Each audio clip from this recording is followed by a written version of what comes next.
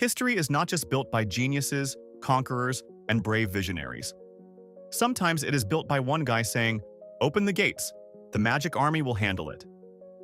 In this video, we're counting down the dumbest mistakes in history that led to disasters, collapsed empires, ruined ecosystems, lost fortunes, and decisions so bad they make a typo look like a war crime. 1. The Trojan horse is possibly the most famous. Maybe we should not bring that inside moment in human history. After years of war, the Greeks appeared to sail away from Troy and left behind a giant wooden horse. A giant wooden horse from the enemy. Not a basket of fruit. Not a thank you card. A massive, suspicious war animal made of timber.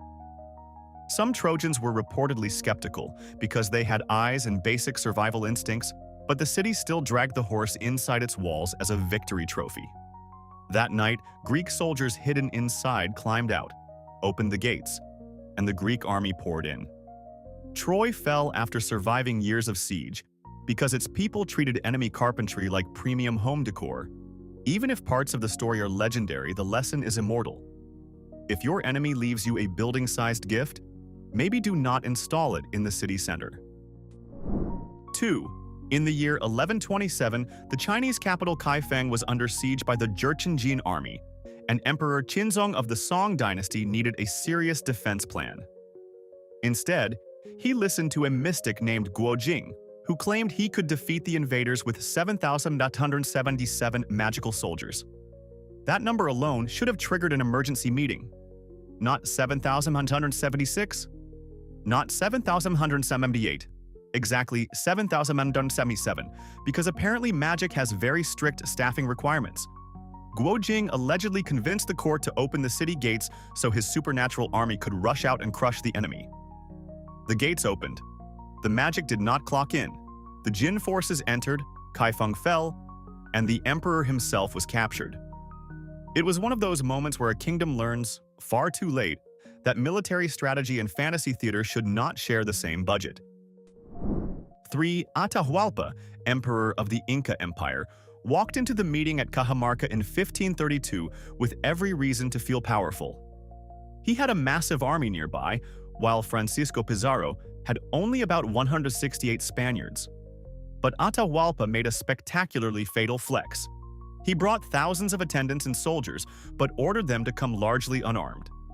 The idea was to show imperial confidence, like saying, "You are so beneath me, I do not even need weapons." Unfortunately, Pizarro was not there to admire the confidence. He was there with steel swords, armor, horses, guns, and a very aggressive misunderstanding of hospitality. The Spaniards launched an ambush, captured Atahualpa, and turned him into the most valuable prisoner in the Americas. He paid a huge ransom in gold and silver, then was executed anyway. One royal power move helped open the door to the collapse of an empire. 4. In 1999, NASA lost the Mars Climate Orbiter because two teams were using different measurement systems. One side provided data in imperial units, the other expected metric units, and somehow this did not become a screaming red alert until a $125 million spacecraft was already having a very bad day near Mars. The probe entered the Martian atmosphere too low, likely burned up or broke apart, and disappeared. This was not a medieval king trusting a wizard. This was modern space science, advanced engineering, and the kind of mistake that makes every math teacher suddenly stand a little taller. The absurdity is painful. Humanity built a machine to travel across space, but forgot to fully agree whether the numbers meant pound-force seconds or Newton seconds. Mars did not need lasers, aliens, or cosmic storms. It only needed a unit conversion error. 5. The Titanic disaster had many causes, but one of the most infamous small failures was the missing key to the binocular locker. Officer David Blair was removed from the crew shortly before departure and accidentally kept the key, leaving the lookouts without access to binoculars. Now, binoculars would not have magically turned the ship into a jet ski, and historians still debate how much difference they would have made. But on a freezing night in iceberg waters, moving at high speed, every second mattered. The lookouts saw the iceberg with their naked eyes and raised the alarm, but the ship was too close. Titanic struck the iceberg, and more than 500 people died. The missing key did not sink the ship alone, but it became a haunting symbol of how disasters are often built from small oversights stacked on top of bigger arrogance. One locked cabinet became part of a tragedy. 6. The so-called cobra effect is one of history's most perfect examples of a policy backfiring so badly it almost feels written by a comedian with a degree in economics. During British rule in India, officials in Delhi supposedly offered money for every dead cobra, hoping to reduce the snake population. Simple idea, right? Pay people to kill cobras, get fewer cobras. Except humans heard free money per snake and immediately discovered entrepreneurship. People began breeding cobras specifically to kill them for rewards. Congratulations, government. You have created the cobra industry. When officials realized they were basically funding venomous livestock, they canceled the payments. The breeders, now stuck with worthless cobras, released them. So the city ended up with more snakes than before. It is the kind of bureaucratic masterpiece where the solution walks in confidently, trips over itself, and releases reptiles into the street. 7. Robespierre spent the French Revolution turning paranoia into a full-time government service.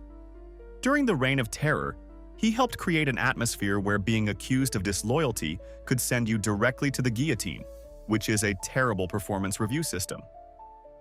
Then, in 1794, he stood before the National Convention and announced that there were more traitors to expose.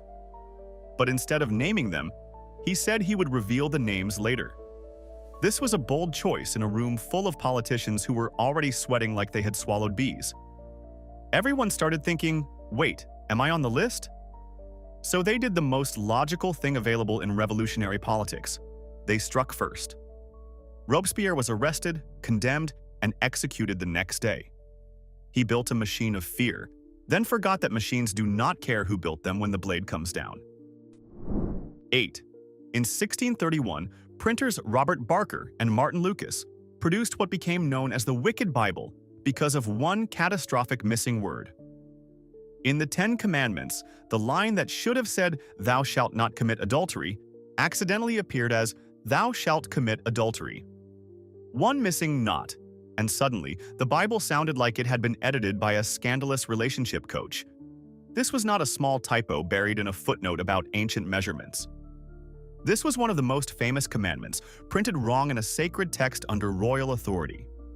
King Charles I was furious. The printers were heavily fined, and most copies were destroyed. Their business suffered badly. It remains one of the greatest proofreading disasters ever. If you ever think commas and tiny words do not matter, remember that one missing "not" nearly turned divine law into extremely bold dating advice. 9. In 1859, Thomas Austin released 24 rabbits on his estate in Australia because he wanted something familiar to hunt. 24 rabbits. That sounds harmless, almost charming, like a countryside hobby with fluffy ears. Unfortunately, Australia did not have the ecological controls to handle European rabbits spreading at full speed. And rabbits, as a species, do not exactly believe in moderation. Within decades, their population exploded into the hundreds of millions. They devoured vegetation, damaged crops, caused soil erosion, and helped destroy habitats. Australia tried fences, traps, poison, shooting, and biological controls because once you invite a reproductive avalanche into a continent, customer support does not pick up the phone. One man wanted a little sport, and the ecosystem got a long-term invasion. It is the historical equivalent of opening a snack bag and accidentally feeding an entire continent to rabbits. 10. The Great Fire of London. In 1666 began in the bakery of Thomas Fariner on Pudding Lane. The common story is that a poorly managed oven or lingering embers sparked the fire after the household went to sleep. In another city, maybe this would have been a local disaster. In London, it was basically putting a candle in a room full of dry wood and saying, "Please behave." The city was packed with timber buildings, narrow streets, overhanging upper floors, and flammable goods stored everywhere. Once the fire started, it spread with terrifying speed. It destroyed around 13,000 houses, 87 parish churches, and St. Paul's Cathedral, leaving tens of thousands homeless. The tragedy forced London to rethink building and fire safety, but the price was enormous. A tiny flame in one bakery became a city-changing catastrophe because the entire urban environment was ready to burn. 11. In 1962, Decca Records made one of the funniest business mistakes in music history by rejecting the Beatles. After auditioning the band, the label passed, and one famous explanation was that guitar groups were going out of style. That sentence aged so badly it should be displayed in a museum under protective glass. Decca looked at John, Paul, George, and Pete Best, since Ringo had not yet joined, and somehow concluded, "No thank you, the future seems noisy." Soon after, the Beatles signed with EMI, connected with producer George Martin, and became the most influential pop band on the planet. Decca did not collapse, so this was not a grave political disaster, but as missed opportunities go, it is volcanic. Imagine being handed a golden ticket to modern music history and using it as a napkin. The guitars were not going out of style. Decca's judgment was. 12. In 1902, French colonial authorities in Hanoi wanted to reduce the rat population because of plague fears. Their plan was to pay people for each rat tail collected. Notice the wording, rat tail, not dead rat. That tiny detail turned pest control into a rodent-based fraud economy. People realized they could cut off the tails and release the rats back into the sewers, where the rats could keep breeding and producing more profitable tails. Some people reportedly even started raising rats. Officials soon noticed tailless rats running around the city like tiny little invoices with legs. The campaign failed because it rewarded evidence of contact with rats, not actual removal of rats. It is one of history's great lessons in incentive design. If you pay for the wrong metric, people will optimize the wrong behavior, and sometimes the wrong behavior squeaks. 13. The fall of Constantinople in 1453 was a massive geopolitical event involving Ottoman cannons, exhausted defenders, naval pressure, and overwhelming military force. But one famous story claims that a small gate called the Kirkaporta was accidentally left open or poorly secured, allowing Ottoman soldiers to enter the city. Historians debate how much this specific gate really mattered, but the symbolism is almost too perfect. Constantinople had survived for centuries behind legendary walls. It was the heir of Rome, the glittering fortress of the Eastern Mediterranean, the city everyone wanted and few could take. Then, according to the story, one little door helped ruin everything. It is like installing the best security system in the world and leaving the kitchen window open with a welcome sign. Whether literal or legendary, the Kirkaporta reminds us that great defenses can be undone by one tiny neglected weakness. 14. In 2003, a lost hunter in California started a signal fire in the Cleveland National Forest, hoping rescuers would see the smoke and find him. As survival logic, it has a certain desperate simplicity. As wildfire logic in dry Southern California, it was a nightmare wearing hiking boots. The fire escaped and became the Cedar Fire, one of the most destructive wildfires in California history at the time. It burned hundreds of thousands of acres, destroyed thousands of homes, and killed multiple people. The hunter later faced legal consequences, but no punishment could undo the damage. This is one of those mistakes where intention and result live on different planets. He wanted to be found. Instead, the landscape found every possible way to ignite. The lesson is brutal. In the wrong conditions, one small fire does not send a signal. It sends a disaster. 15. In the early 1400s, Ming China had an extraordinary maritime program under Admiral Zheng He. His fleets sailed across the Indian Ocean with huge ships, diplomatic missions, trade goods, and imperial confidence.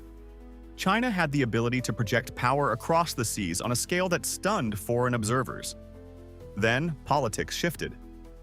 Court factions argued the voyages were too expensive, too unnecessary, too focused on outsiders. The expeditions ended, overseas trade became restricted, and China's great naval momentum faded. It was not simply one emperor personally lighting every ship on fire like a cartoon villain, but the strategic effect was still enormous. China stepped back from oceanic expansion just as European powers were preparing to push outward. Imagine having a head start in global maritime influence, then deciding the world beyond your shores is basically spam mail. History did not pause. Other powers took the route. 16. In 1962, NASA launched Mariner 1 toward Venus, and the mission lasted less than 5 minutes before the rocket had to be destroyed for safety. The popular legend says a missing hyphen in the code caused the disaster. The real issue was more technical, involving a transcription error in a guidance formula and a backup system that accepted bad data after radio guidance failed. But the essence is still deliciously painful. One tiny notation problem helped turn an $18 million spacecraft into flaming confetti. Spaceflight is not forgiving. Rockets do not say, "No worries, we understood what you meant." They obey the instructions exactly, even if the instructions are quietly insane. Arthur C. Clarke famously called it one of the most expensive hyphens in history. Whether it was literally a hyphen or not, the lesson stands. In engineering, tiny symbols can have extremely expensive personalities. 17. In 1890, Eugene Schieffelin reportedly released European starlings into New York's Central Park because he wanted North America to have every bird mentioned by Shakespeare.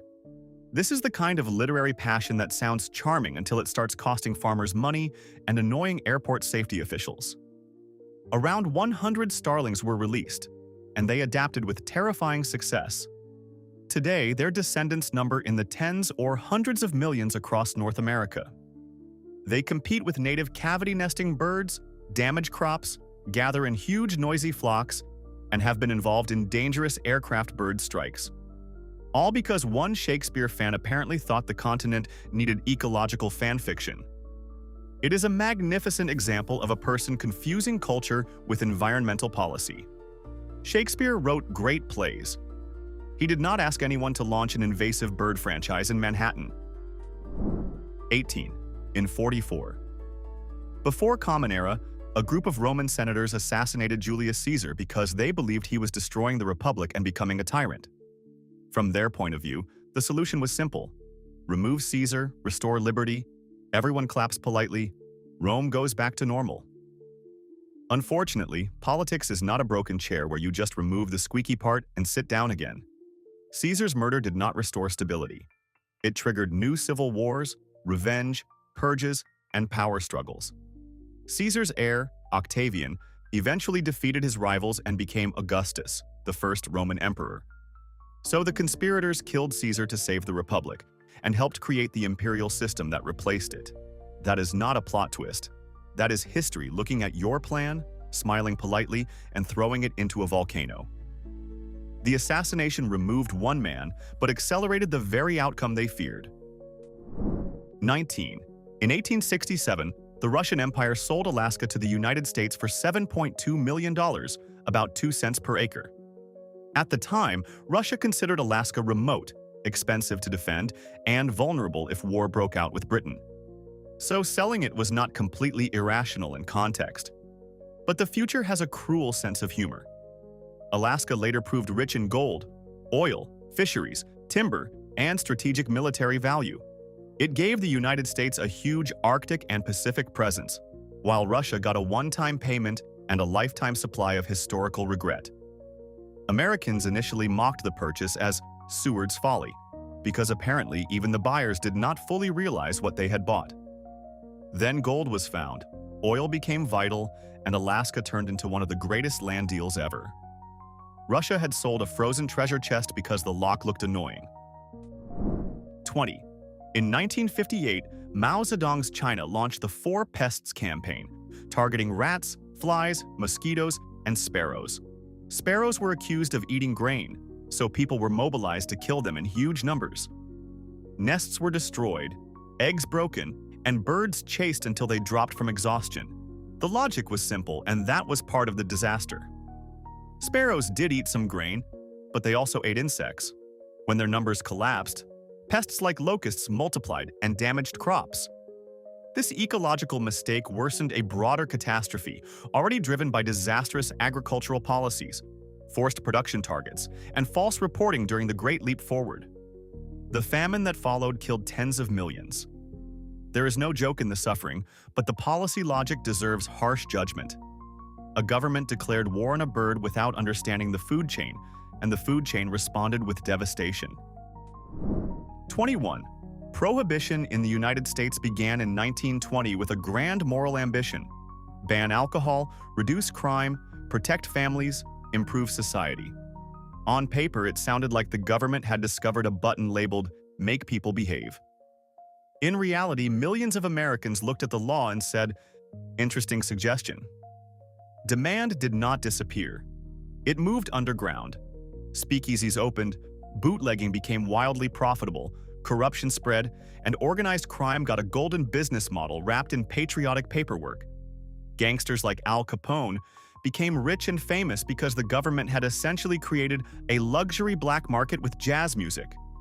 Instead of eliminating crime, Prohibition helped professionalize it. By the time it ended in 1933, the lesson was painfully clear.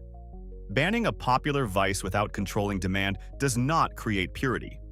It creates criminals with delivery networks and better hats. 22. The Burke and Wills expedition of 1860 tried to cross Australia from south to north, which was already an enormous challenge.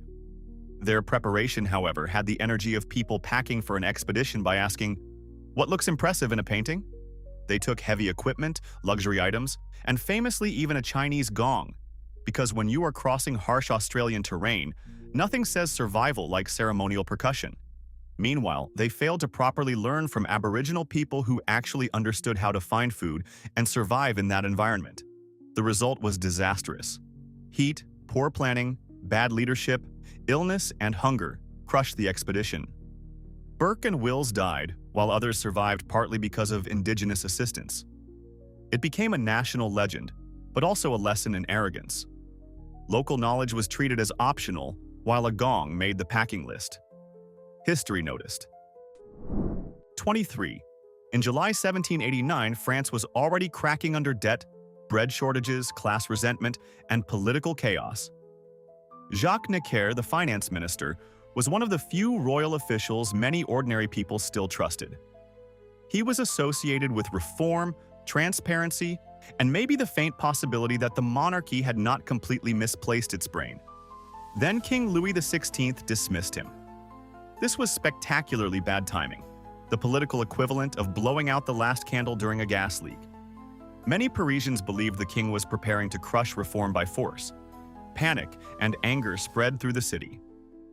Within 2 days, crowds stormed the Bastille, a prison that held few inmates but symbolized royal tyranny. Firing Necker did not single-handedly cause the French Revolution, but it helped detonate the moment. Louis looked at a boiling pot and decided to sit on the lid. 24. Water hyacinth arrived in the United States in the late 19th century as a decorative plant, because humans have a long tradition of looking at attractive organisms and saying, "Surely this will behave." With glossy leaves and purple flowers, it looked perfect for ponds and exhibitions. Then it began growing with the calm restraint of a villain in a lake-based horror movie. Water hyacinth can multiply rapidly, forming thick mats that block sunlight, reduce oxygen, choke native plants, clog waterways, trap boats, and interfere with irrigation. In places like Florida and Louisiana, it became a major invasive problem. The original mistake was treating an ecosystem like a living room. You cannot just add a pretty plant because it matches the mood. Nature does not read the event brochure. It reads the conditions, finds an opening, and then redecorates the entire river. 25. In 1218, the Khwarezmian Empire faced one of the worst diplomatic tests imaginable: how to deal with Genghis Khan. A Mongol trade caravan arrived, but local officials accused the merchants of spying, seized their goods, and killed them. Genghis Khan then sent envoys demanding justice, which was already an extremely generous second chance from a man not famous for endless patience. The Khwarezmian ruler responded by humiliating the envoys and killing at least one of them. That is not diplomacy. That is poking a volcano with a decorative spoon. Genghis Khan launched a massive invasion. Mongol armies devastated cities, shattered the empire, and transformed Central Asia. The Khwarezmian ruler had converted a serious but manageable crisis into imperial self-destruction. If history had a warning label, it would say, "Do not murder the messengers of the most dangerous cavalry empire on earth." 26. In 1492, the Spanish crown ordered Jews to convert to Christianity or leave the kingdom. In later decades, Muslims also faced forced conversion, repression, and expulsion. These policies were driven by religious uniformity and political control, but economically they were a slow-motion act of self-sabotage. Spain lost many skilled merchants, bankers, doctors, translators, craftspeople, scholars, and trade networks. Some people converted and stayed under suspicion, while others took their knowledge and capital elsewhere. Spain would still become a global empire, especially through American silver, but that wealth often hid structural weaknesses. Expelling productive communities did not strengthen the economy. It narrowed it. It was like looking at a complex machine, removing several essential gears, and then acting surprised when the thing starts making expensive grinding noises. Uniformity was purchased at a huge human and economic cost. 27. In 1869, Etienne Léopold Trouvelot brought European gypsy moths, now more commonly called spongy moths, to Massachusetts because he hoped to create a stronger silk industry. The plan sounds scientific, ambitious, and exactly like the opening scene of an ecological disaster documentary. Some larvae escaped. That tiny sentence has ruined forests for generations. Trouvelot reportedly warned people, but the insects were not contained. Decades later, the moths spread widely and became a serious forest pest. Their caterpillars can strip trees of leaves across huge areas, weakening forests and forcing costly control programs. The dream was better silk. The result was an army of hungry caterpillars treating American trees like an unlimited buffet. This is the problem with importing species for experiments. The species does not care about your business plan. It sees leaves, weather, and opportunity. Then it starts eating. 28. According to later tradition, the 5th century British ruler Vortigern invited Saxon warriors to help defend Britain against enemies such as the Picts. On the surface, hiring experienced fighters sounds practical. You have a problem. They have swords. Everyone signs the ancient version of a contract. Simple. But mercenaries sometimes develop opinions, especially when the land they are defending looks better than the land they came from. The Saxons demanded payment, land, and influence, and over time, Germanic settlement expanded dramatically. The story is layered with legend, but the broader transformation of post-Roman Britain was real. Anglo-Saxon kingdoms emerged, changing language, power, and culture. Vortigern became the symbol of a ruler who invited help and accidentally opened the door to conquest. It is the oldest version of hiring security, and discovering security now owns the building. 29. In 1720, the Grand Saint-Antoine arrived near Marseille, carrying valuable silk and cotton, along with warning signs that should have made everyone step back slowly. There had been deaths aboard the ship, and quarantine rules existed precisely for this situation. But valuable cargo has a dangerous way of making people suddenly very creative with public safety. Pressure to protect trade helped weaken quarantine enforcement. The disease spread, and Marseille suffered the last major outbreak of plague in Western Europe. Tens of thousands died in the city and surrounding region. This is not a place for jokes about the victims. The mistake belongs to the people who treated profit, impatience, and political pressure as more important than containment. A ship that should have remained isolated became a gate through which disaster entered. The lesson remains painfully modern. Quarantine is annoying until the alternative arrives. 30.